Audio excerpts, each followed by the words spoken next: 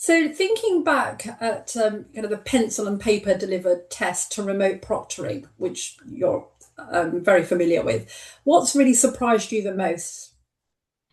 Well, I mean, I think there's a transition almost. In the paper and pencil world, we had to deal a lot with logistics and shipping issues.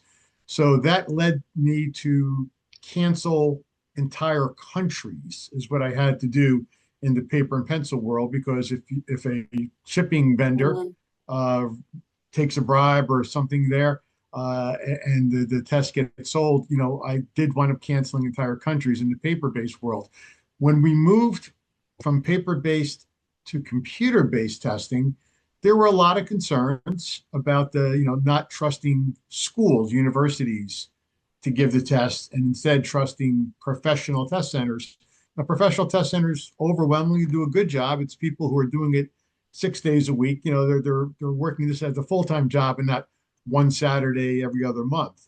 So professional test centers are good. They still remain really good. They have dedicated staff. There's always going to be a challenge. People always try and cheat. Mhm. And then ETS, we were working on remote proctor delivered high stakes exams prior to the pandemic, luckily. And our team worked very hard. And when the pandemic hit, we were able to hit the ground in March of 2020 with remote proctoring. That brings in other security challenges. So nothing Mm. is perfect. There's always going to be a pro and a con to every delivery model. And it's just, how do you address the negatives? But each of those delivery models has a positive and a negative. Excellent. Thank you for that.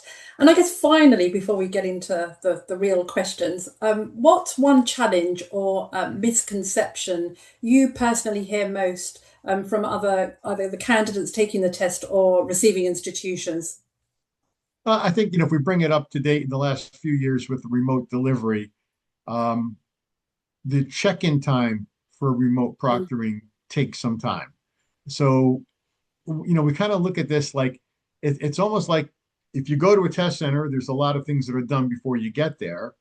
But if you enjoy the privilege of testing at your home and not having to Mm. drive and find parking and find the test center and wait in line and, be in a room with X number of other test takers, it's a privilege to be sitting in your living room, your home office, and take a test. You do have to accept the fact that there is a security check and process, and it has to be done. Mm. And if you don't like doing it, go to a test center. It's very simple, but it has to be done, and that is the one challenge we hear a lot. Like people complain about how long it takes to scan your room and do Yeah. your hold up your ID and make sure your ID gets captured on camera. But it is a process that Right. In terms of the challenges, it's that balancing act between the kind of the delivery and the test security. And let's just continue that kind of the theme of delivery. So when you rate compare tests that are delivered at a centre, online, or at home, you've touched on this slightly, but where do you see the largest security differences? Because there clearly are differences. And I guess the second part of that question is really of those differences and that mode of delivery, which model rather is the hardest to protect of the two? And if I may ask, in your experience, why? So what are the differences in those modes of delivery? Which is the hardest to protect and why?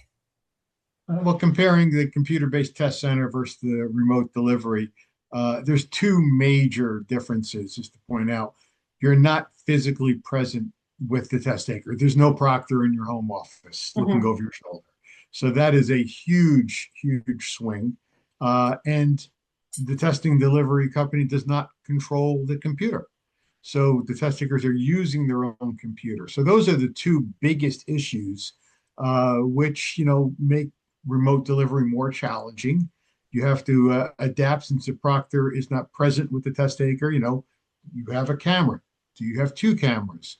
Do you have any sort of artificial intelligence to help you proctor the test taker? Mhm. That's some of the issues.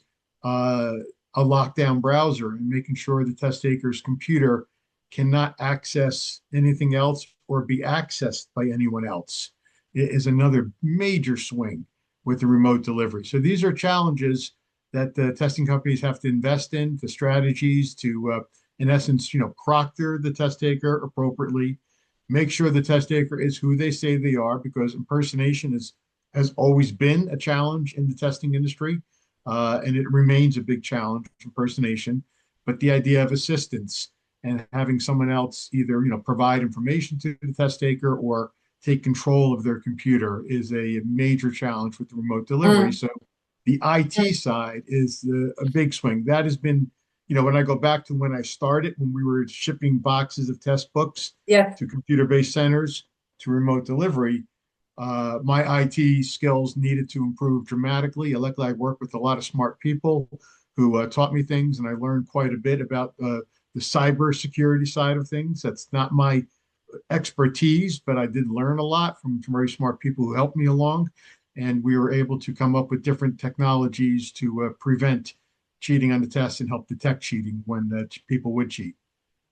And which model is the hardest to protect if we are thinking, going back to the kind of pencil paper at a test center, or on computer at a test center, the remote delivery?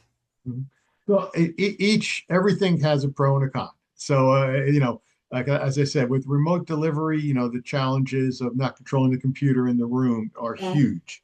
With the paper-based delivery, and we know a lot of companies still do traditional paper-based tests, you do have the shipping and storage concerns.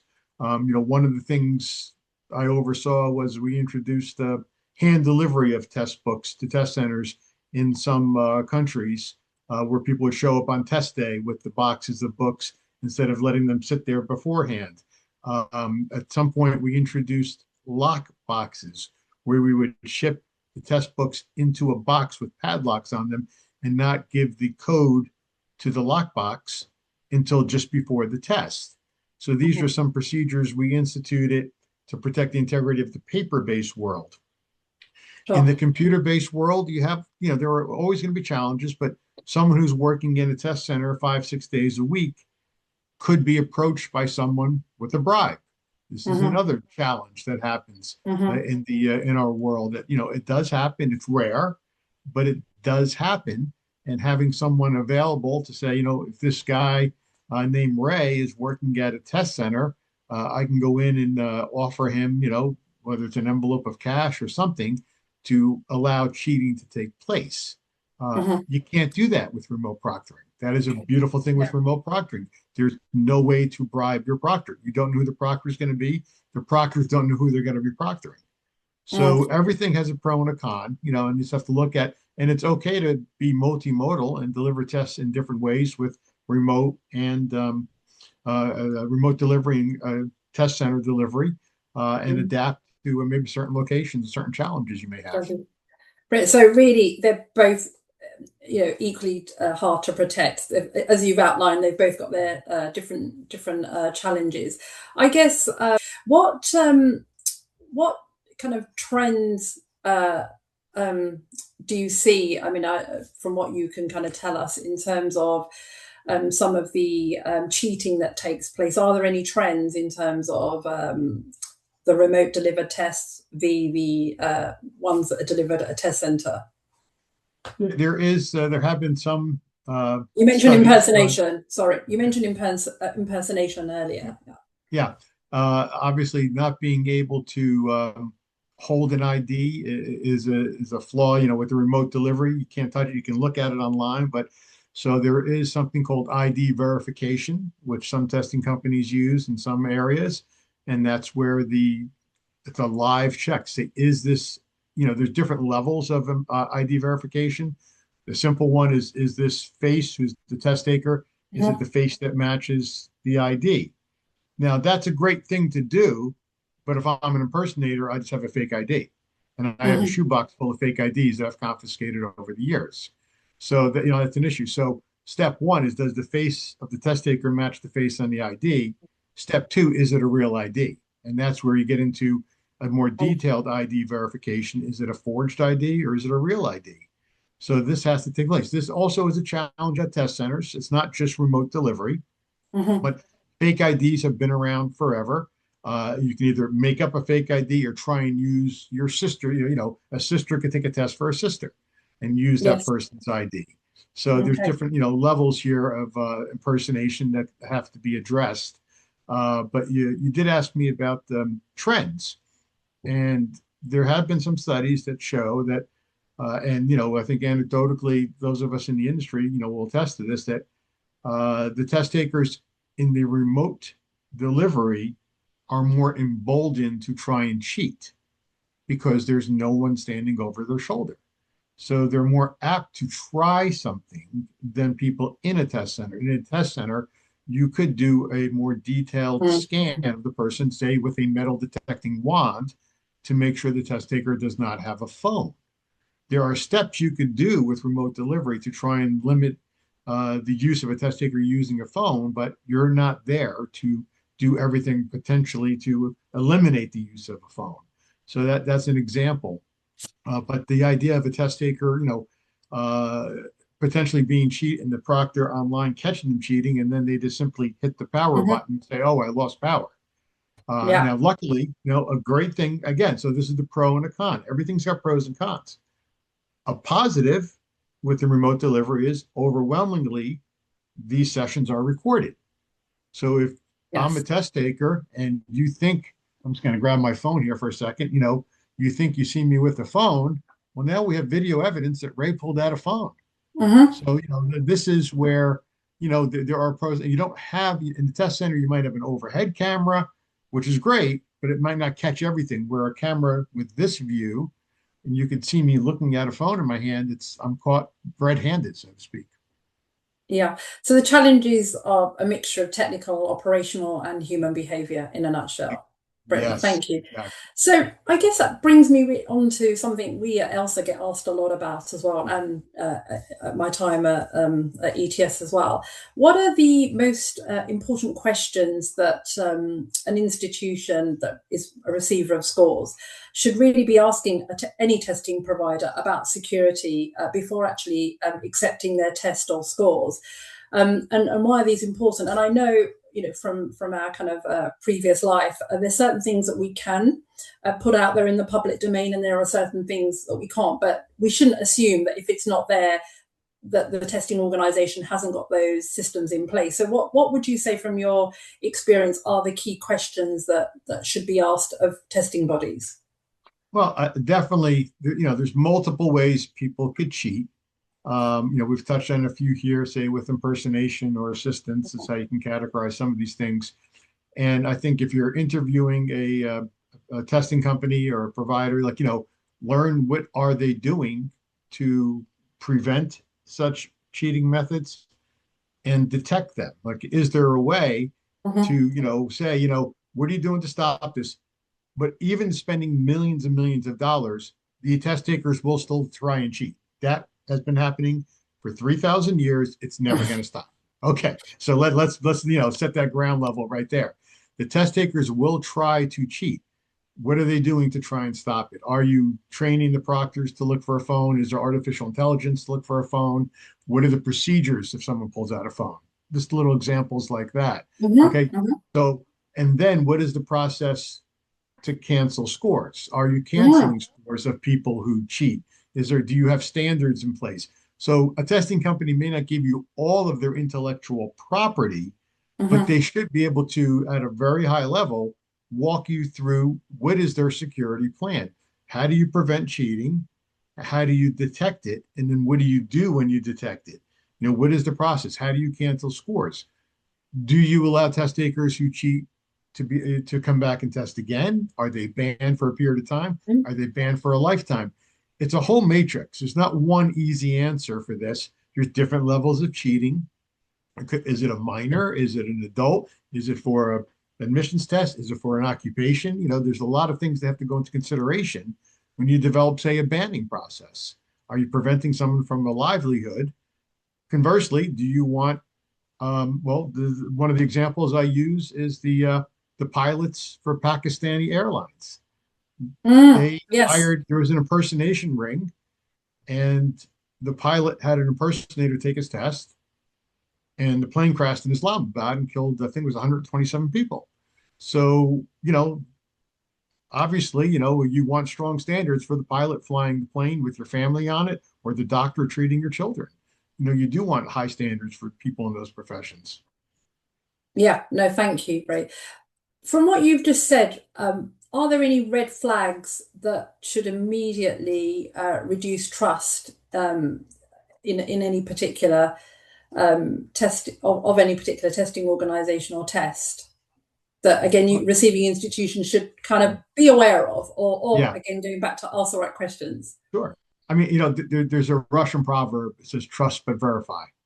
So, you could sign on with a testing company or accept scores from a testing company, depending how we're viewing this relationship. But I can walk back and say, when we signed on with our remote proctoring delivery company, I immediately had half my staff register as a test taker, and everyone had different cheating assignments to see how our new vendor would do catching them cheating. And that was an auditing process. So, not everyone has a whole staff of people who know how to cheat and are comfortable sitting in front of a camera cheating. But the idea is it's okay to, do an audit with pretending to be a test taker, go through the audit process, go through the testing process, the registration, go to a test center or sit at your home, take the test, but see how is your vendor or the company you're working with whose scores you accept. Are they doing everything they said they were going to do?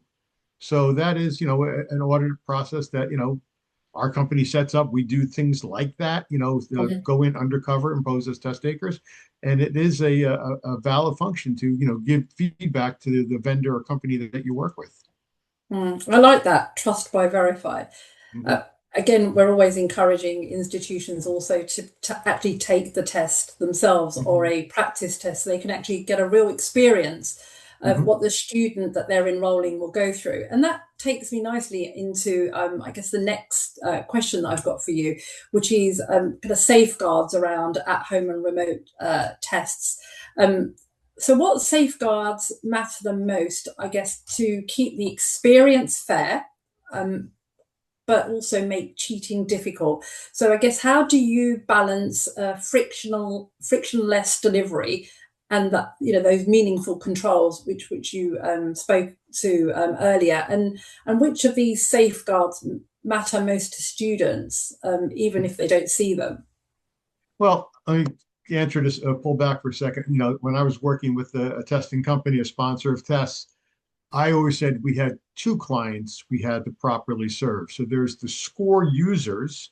So if I'm sending a score to a university, we have to be able to stand behind that score and make sure that university accepts someone who could do the job at that university and not be kicked out 6 months later because they cheated on their admissions test. That's one client. Now, to answer your question a little more directly, the other client you have to serve are the test takers. Yes. Because overwhelmingly, test takers do follow the rules and do take the test honestly. It's a very, very small percentage of test takers who cheat.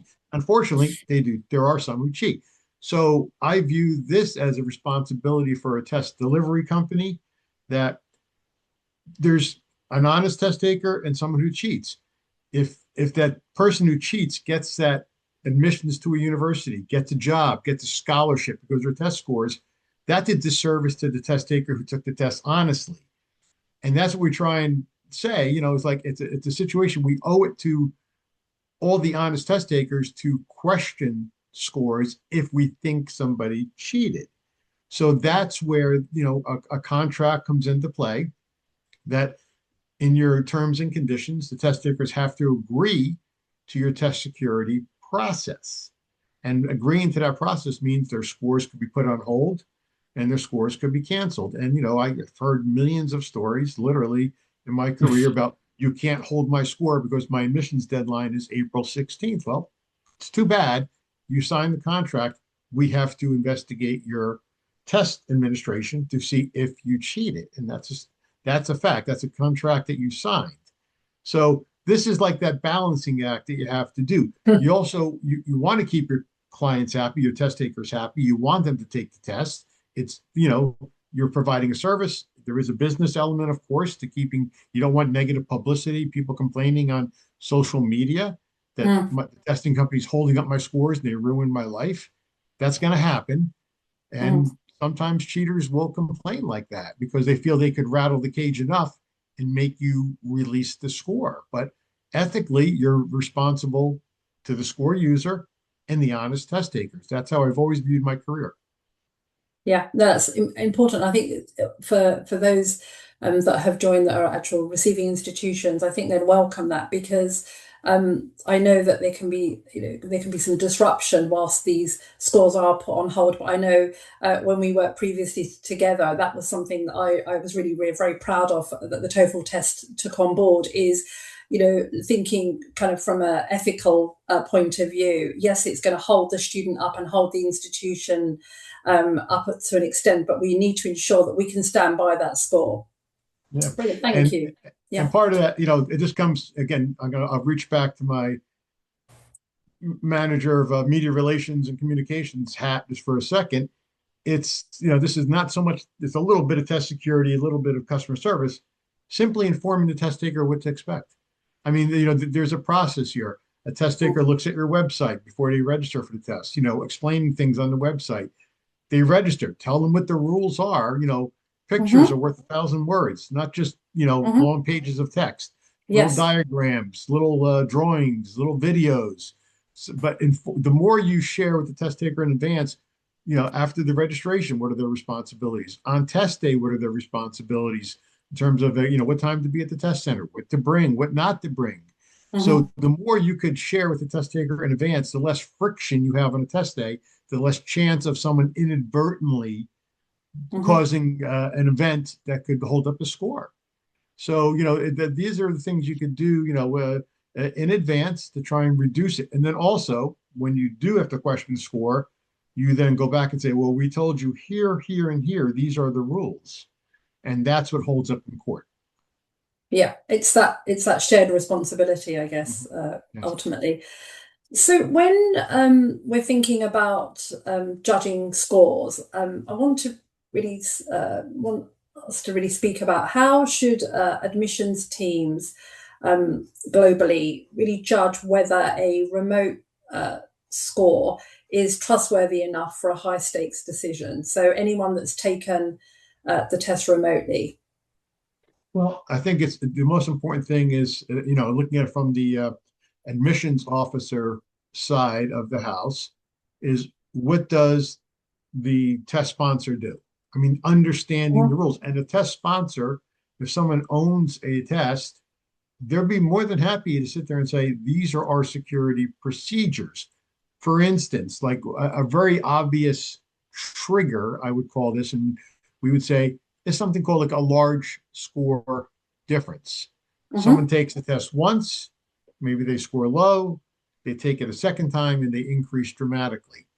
Now, some universities will sit there and say, oh, this is a warning sign. Well, you should know, what does your test sponsor, what does that testing company do for those type of cases? Is there, one standard error of deviation, two standard error Mhm. deviation that they would automatically review that score? So rather than double effort, like understanding what is that company doing to look at this large score difference? Mhm. Have they investigated this test taker? So working with your, whether it's a vendor or it's a score, a score sponsor, understanding what is their process for questioning scores. So that would give you more confidence, whether it's a test center or remote delivery, and you say, what are they doing? Now, I'm not saying uh, there should be no questioning at all. Where I used to work, we had something called an external inquiry where a score user could come to us and raise a concern, Mhm. because one thing that the score user has that a test sponsor does not have is a transcript.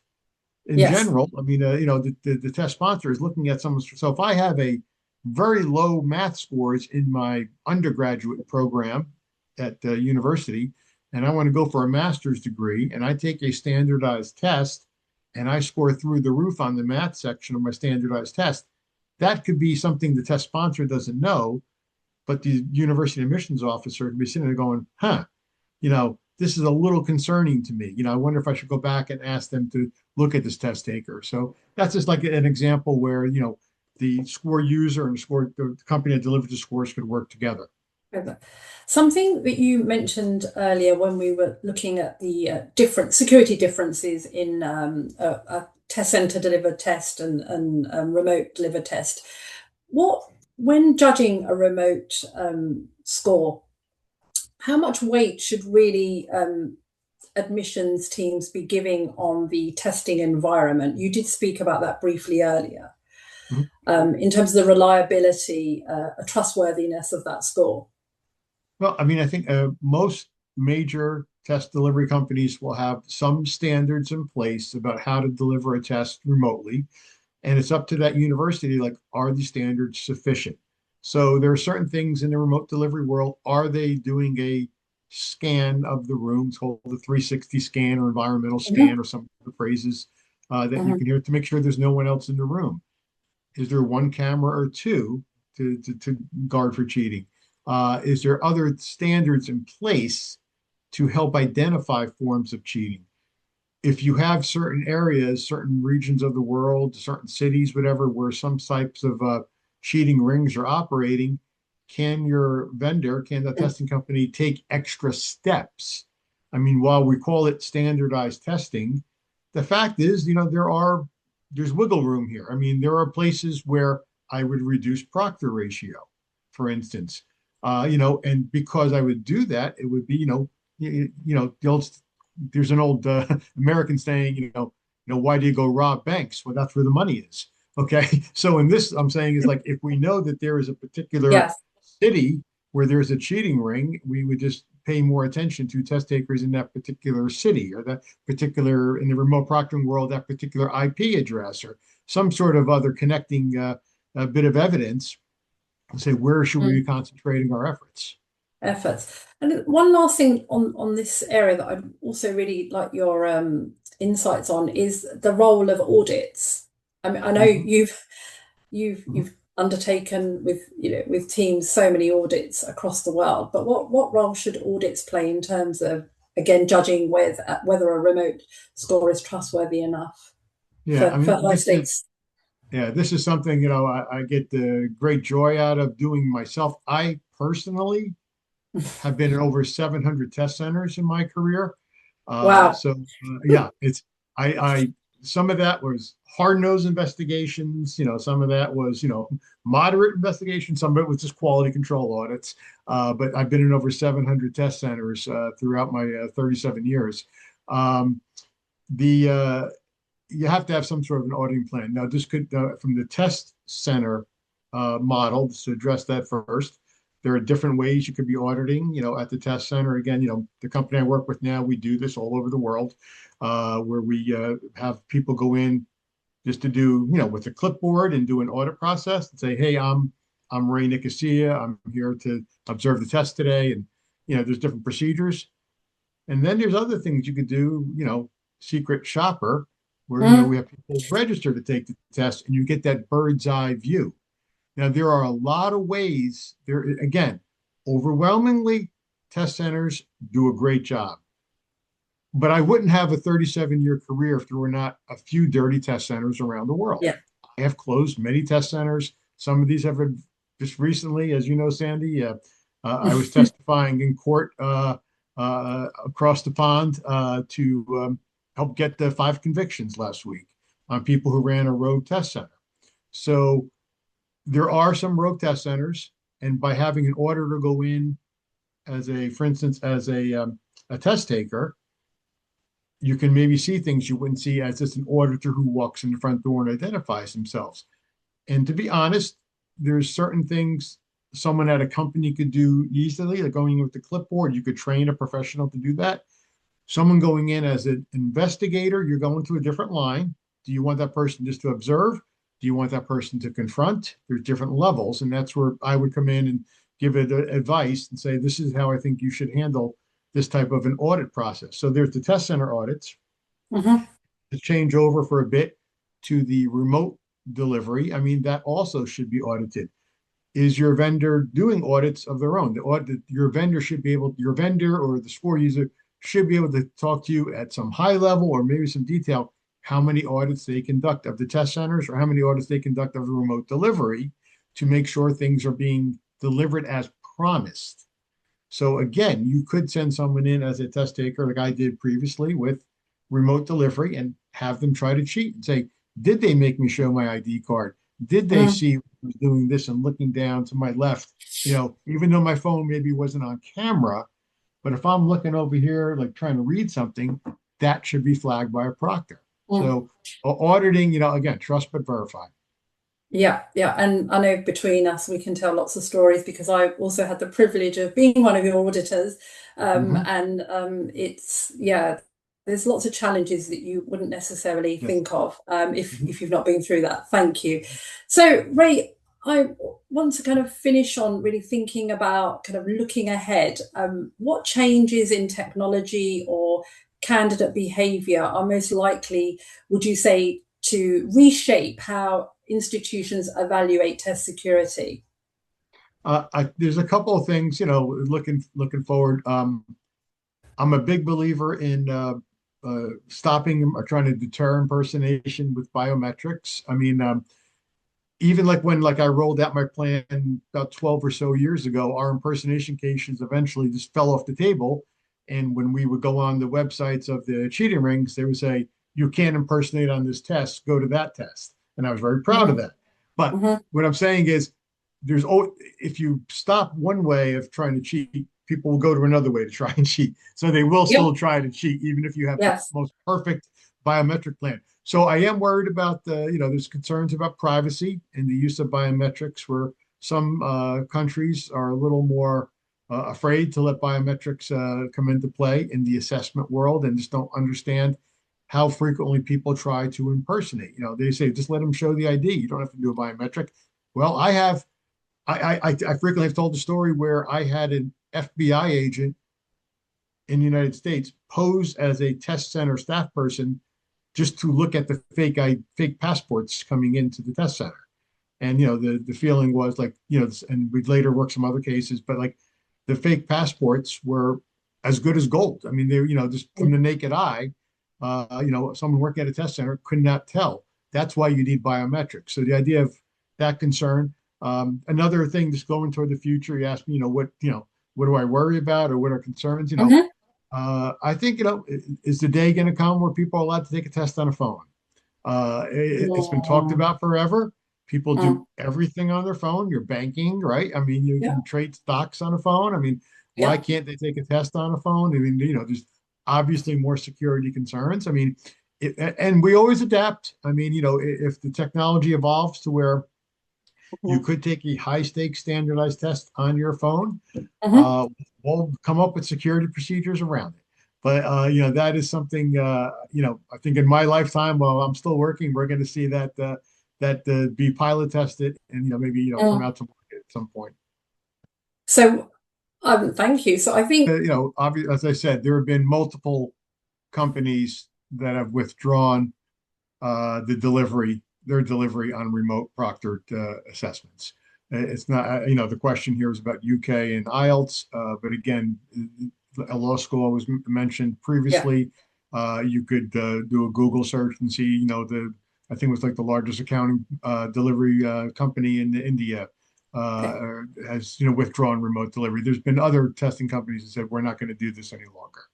So, is it a avalanche trend? Maybe I wouldn't call it that, but there have been, there's definitely evidence of some companies saying they don't want to go that direction any longer.